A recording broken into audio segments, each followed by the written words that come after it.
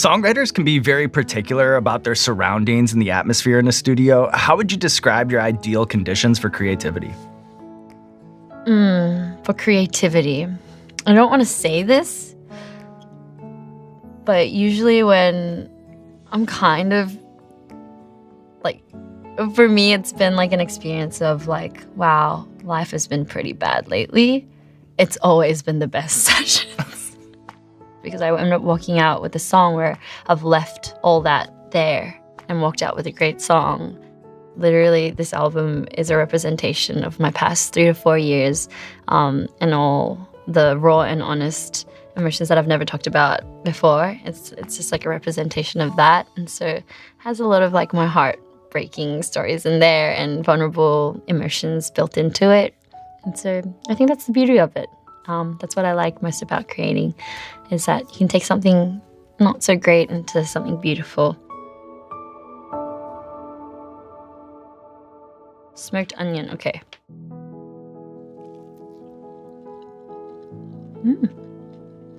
I feel like most of these, it kicks in like kind of after, right? Yeah. Because as I'm taking a bite, it's not that spicy. Right, and then there's a little bit of a time delay. But I actually think that the second sauce is a little bit spicier than the third. I kind of agree.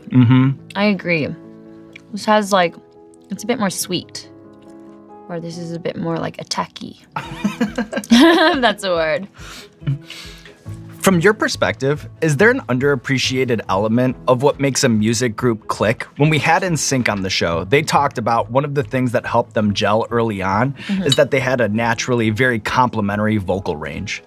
I think BlackPink, all 4 of us, like the one thing that hopefully differentiates us as a whole group to others, or maybe not even differentiates, but like is so strong about BlackPink, is the fact that each one of us, we want such big things for ourselves and we like work so hard every day.